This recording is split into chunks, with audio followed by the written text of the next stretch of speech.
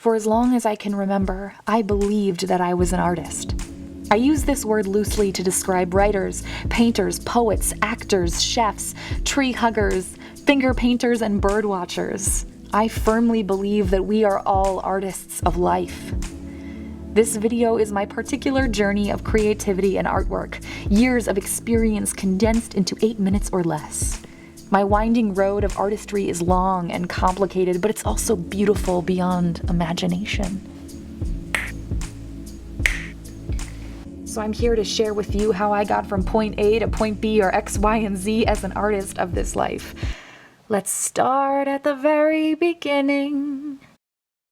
I was the firstborn on both sides of my family, and for as long as I can remember, I was always allowed to dance and sing on the dining room table after everyone finished their dinner.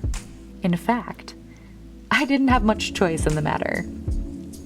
It's hard to say if I was born a performer or if my family made me this way. What I do know is that these books were my best friends, along with the trees in my backyard that were safe havens for reading and daydreaming, though Ginger, the stuffed dog from IKEA, was by far the bestest friend of them all. When elementary school started, I was comforted by notes on brown paper lunch bags and this one incredible teacher, Mrs. Limmer. It was under her inspiration that I wrote story after story after story, pages of mysteries and adventure tales that extended far beyond the classroom and into long, lazy summer days. My little sister always illustrated, and I was always the writer. I made self-portraits with knobby knees that resembled my own and smiled a lot, just because it felt good. I tried my hands with sculpture and visual art, but found my calling on stage in the 5th grade. I pretended to be annoyed by the show at home, but the music was so contagious that my mother and younger sister would steal the script and sing in the closet. What they didn't know was I felt more alive on stage than I ever did in the rest of my life, and I just didn't know how to express it. I started voice lessons, and I loved it. There are only a few things that you need to know from this time in my life called middle school. 1. I wore really weird clothes. 2. I started to write in a journal every single day. 3. I had a crush on Sam.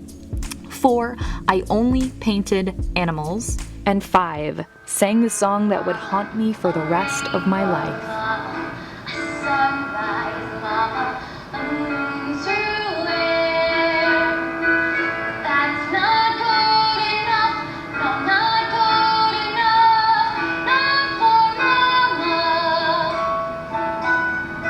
Then we get to high school, the era of lucky jeans and tie-dye shirts and boathouse jackets for the theater kids, because let's be real, we felt like athletes too.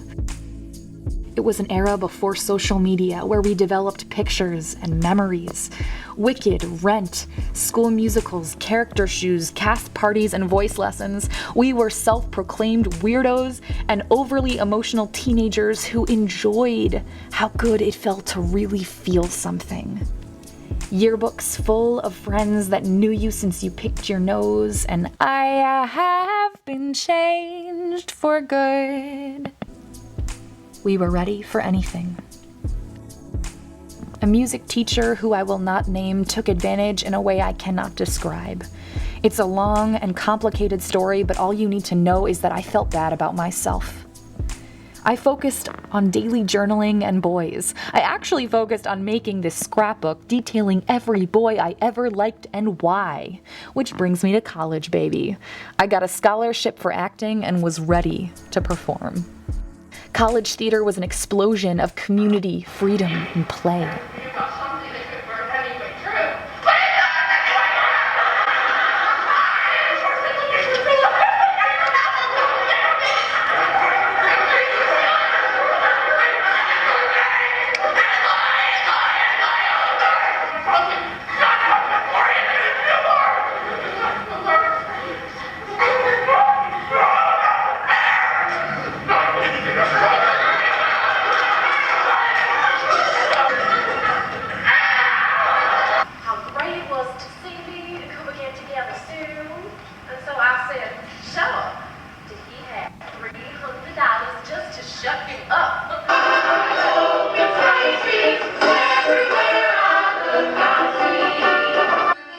was blessed with incredible professors and peers that pushed my artistic ability farther than I ever thought possible.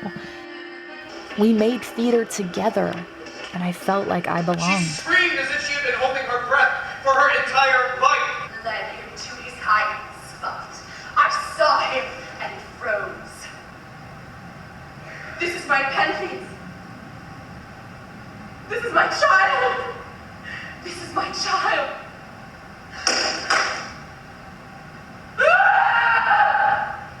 What more is there to see? All is lost. My last year of college, things started to change. I felt pulled away from the stage and instead made theater with fraternities and sororities about binge drinking and sexual assault. I won Student of the Year and I never felt my feet on the ground. I became an activist and realized that theater could move beyond the black box.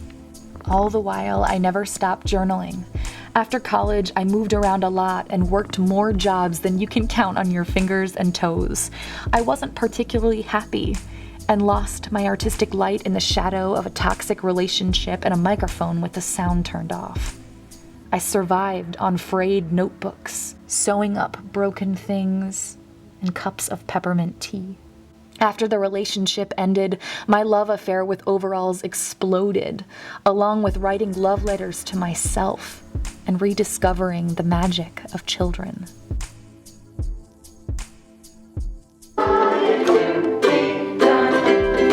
I worked in ways that felt like play, and I wrote a few novels along the way. I'm still learning how to find comfort in my own weird skin, and I am a proud seeker of everyday magic. My road to creativity is long and winding, and I have no idea where I am going most days. But I know that I'll always keep trying because whether I like it or not, I am an artist in this life, and I'm grateful.